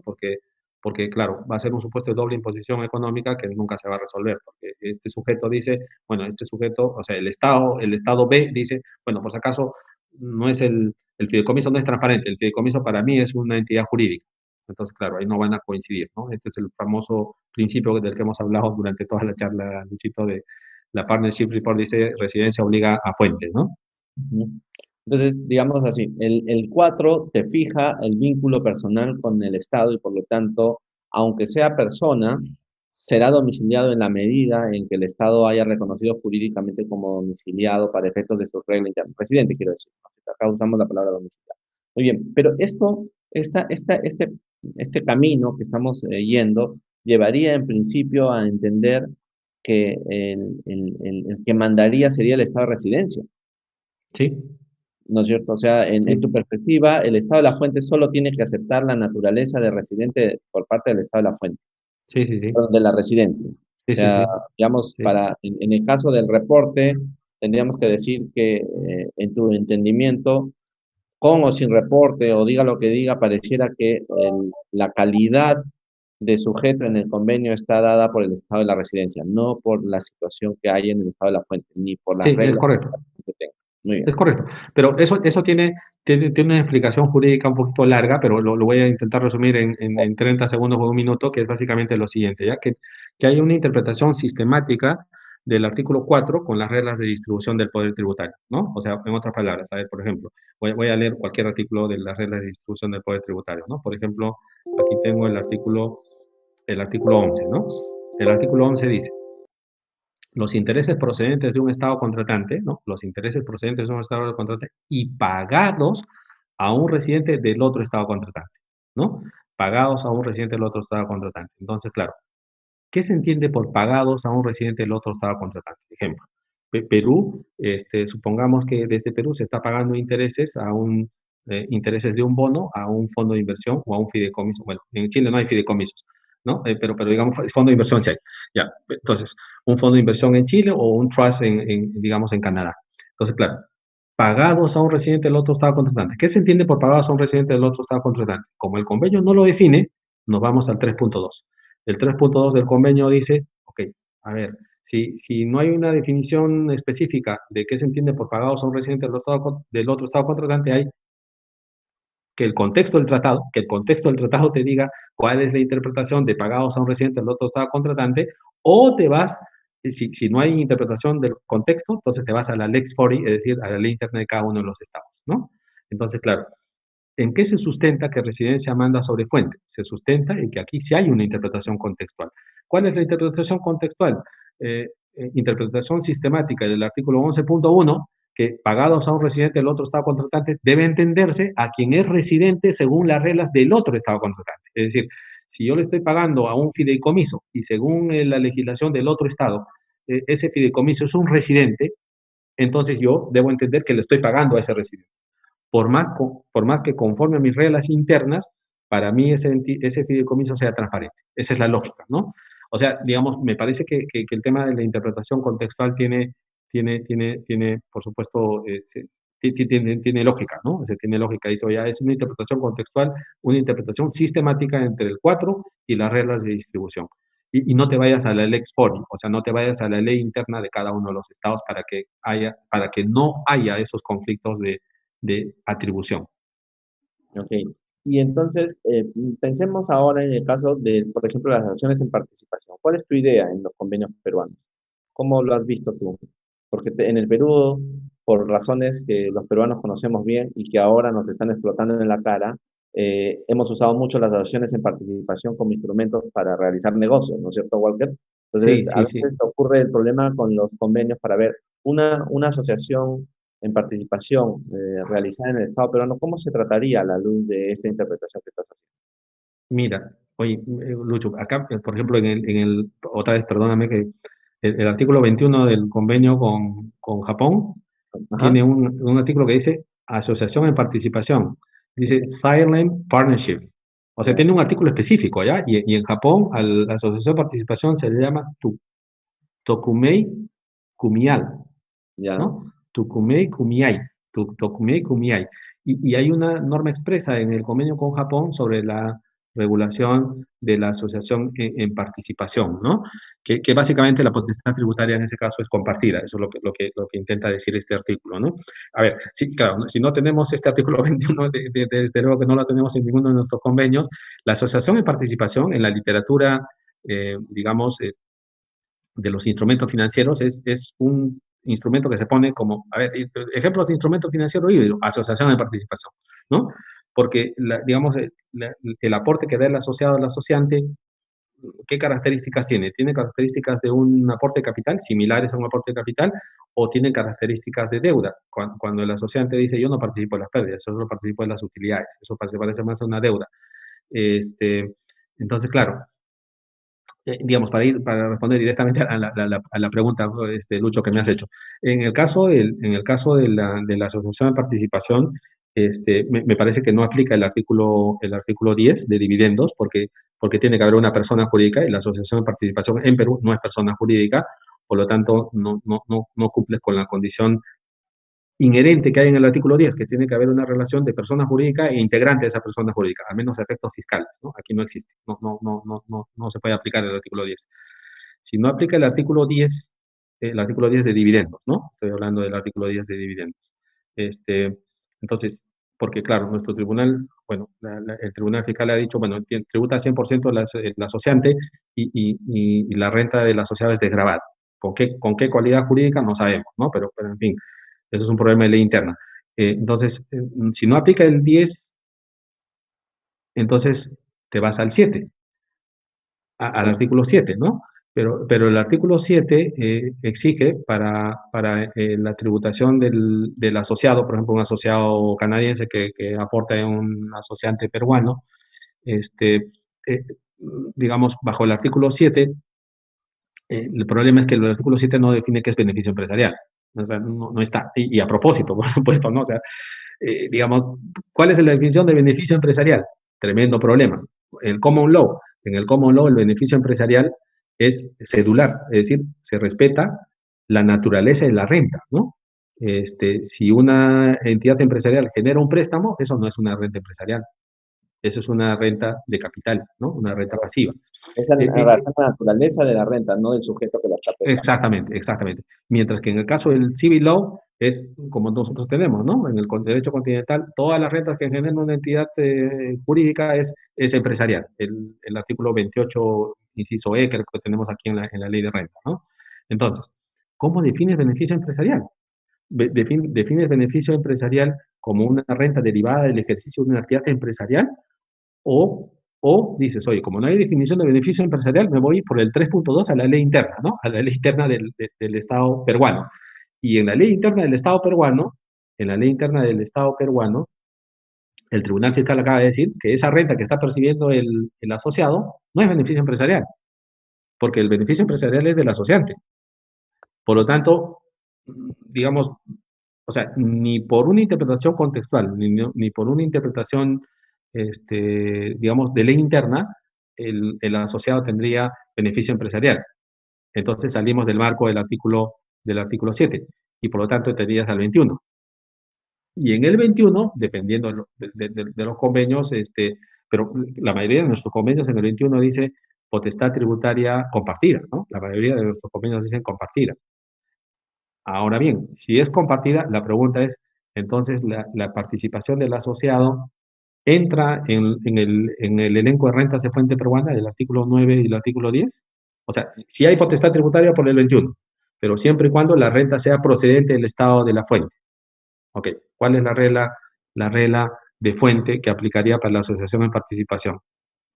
Bueno, quedo con ese interrogante, Luchito, pero yo diría, estamos en el 21, me parece, tengo la impresión que estamos en el 21. Y si imagináramos por un minutito que estamos, por un minuto, yo estoy, acá tengo que hacer, lo siento, tengo que hacer así de golpeador. Si estuviéramos en el 5 y en el 7, imaginemos que estamos allí, tendríamos que hacer esa regla de aplicar que el establecimiento, mejor dicho, la asociación en participación, el negocio participado, acaba siendo un EP para el asociado no domiciliado, ¿correcto? Sí. Pero luego ya, ok, eso EP, pero la atribución de la renta que se le va a hacer está desgravada según el Tribunal Fiscal, porque ya se pagó en cabeza del asociante, ¿no es cierto? Entonces, nuevamente, aunque estuviéramos, entre comillas, si es un beneficio empresarial, no hay manera de solucionar el problema, me parece, con la tesis actual del tribunal. No sé si compartes. Sí.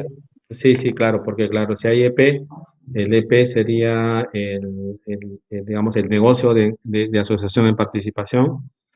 Este, claro, pero digamos ahí un poco difícil que al asociado se le atribuya un EP cuando el asociado simplemente es un inversionista pasivo, ¿no? Es un inversionista que no Exacto. interviene, o sea, que no hace actividad empresarial. Entonces me En parecería que este es un caso poco no la difícil, hace. En este caso, efectivamente no la hace, ¿no es cierto? sí, pues, por Y eso es un poco entonces difícil que haya es un un EP. problema. Ahora, imagínate que la asociación de participación sea menor a los plazos, una construcción de 2 meses. Vamos a ponernos en una situación muy complicada. Entonces, la legislación peruana dice la asociación paga el impuesto. Muy bien, pero yo como asociante, incluso en el 5 y el 7, estando en esa cuestión, no llego a ser sujeto del impuesto porque no hay establecimiento permanente. Por lo tanto, la parte de mi ganancia debería estar liberada. Ujú. Y entonces tendría que haber una reconversión. Yo no sé cómo haría el asociante para quitar el gravamen de aquello que la ley interna le está permitiendo hacer. No sé si te parece esta camino una locura o hay un problema muy serio. No, no, sí, sí hay un problema, Lucho. O sea, definitivamente hay un problema, digamos, de respecto. La única manera que la asociación de participación entre en el artículo, digamos, 7, como beneficio empresarial, sería aplicando la resolución 042 del año 2000, ¿no? Que dice, oye, los dos se parten la torta, los dos hacen actividad empresarial. Ok, mi ley interna dice que es actividad empresarial. Ok, ya, entonces, claro, ahí sí. Entonces, claro, pero sería actividad empresarial a través de un EP. Entonces, ahí entras en el reto de si un asociante, claro, digamos, si hay actividad empresarial según la ley peruana, entonces, claro, ahí tendrás que entrar a la actividad empresarial, Lucho, por plazo o por vocación de permanencia, ¿no? Entonces, claro, si hay actividad empresarial y la actividad empresarial dura más de 180, ahí sí estás muerto, ahí sí, sí habría un establecimiento Ahí sí. permanente. Claro, ahí sí. Claro, El problema es cuando es menor, ¿no? Ahí empiezas claro, claro.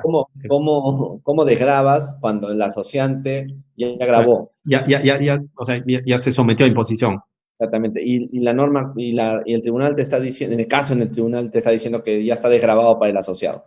Pues ya Claro, no hay forma. Entonces, claro. eso sería, no sé si podría llegar a ser un treaty override, no lo sé, pero en todo caso. Sí, sí, sí, sí, sí, es claramente o sea, si digamos, llegáramos a esa conclusión, habría efectivamente un incumplimiento de las reglas del tratado en ese punto, ¿no?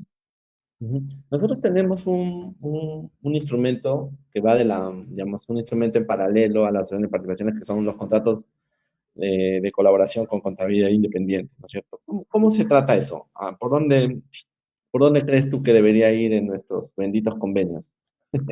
Ah, buena pregunta, buena pregunta. Mira, claro, si vas literalmente a la definición de persona, que tú dirías, oye, pues, ¿qué es persona? Cualquier persona jurídica para efectos impositivos. Ya, claro. Y por lo tanto, para efectos de la ley peruana, el consorcio es una persona jurídica es persona jurídica para efectos impositivos, entonces cumple con el concepto de persona. ¿Es residente? ¿Hay un vínculo personal con y la respuesta es que sí, porque la ley dice que fuente mundial, ok, perfecto. Pero claro, ese es desde el punto de vista de la regulación, digamos, de Perú, ¿no? Desde la regulación de quienes integran el consorcio, probablemente tengamos el mismo problema que de lo que hemos venido hablando, que sea una entidad híbrida, o sea, que sea transparente. Entonces, claro, efectivamente, si en el caso de los consorcios es un caso en el cual puede haber, por supuesto, este conflicto, digamos, estos conflictos de atribución, y en estos conflictos de atribución lo que ya hemos explicado antes es residencia manda sobre fuente, ¿no? Este, y además en el caso de los consorcios, está el problema digamos, de lo que has comentado eh, respecto a la sociedad de personas, el cómputo de los plazos, ¿no? que tú has explicado, porque claro, en el consorcio, o sea, si para efectos de la ley peruana es persona jurídica, entonces, ¿cómo computo el plazo de los 183 días, por ejemplo, ¿no? O el plazo de los 6 meses? ¿A quién? ¿Al consorcio o la actividad de las partes? O sea, este caso que tú has comentado respecto a la sociedad de personas sería enteramente trasladable al caso de los consorcios, ¿no? Perfecto, perfecto. Oye, mira, qué complejo cuando el Estado y los estados no tienen tan claras sus reglas, porque lo que nosotros como operadores jurídicos necesitaríamos es que nos pusieran las reglas más claras, me parece, ¿no? Yo la verdad es que pensaba, ya, bueno, va a venir el MLI, entonces el MLI nos va a poner una nueva regla, pero cuando el Estado peruano se reserva el derecho a utilizar todas las reglas, yo no entiendo por qué lo hicieron. De repente, por esa regla del convenio Perú-Japón, no lo sé. Porque tú me dices que en el convenio de Perú-Japón hay una tributación compartida, o sea, específicamente para las acciones en participación. Sí. Bueno, ese tendría que ser el camino, entonces, para el caso de las acciones en participación. En todos los demás convenios, ¿o no lo ves?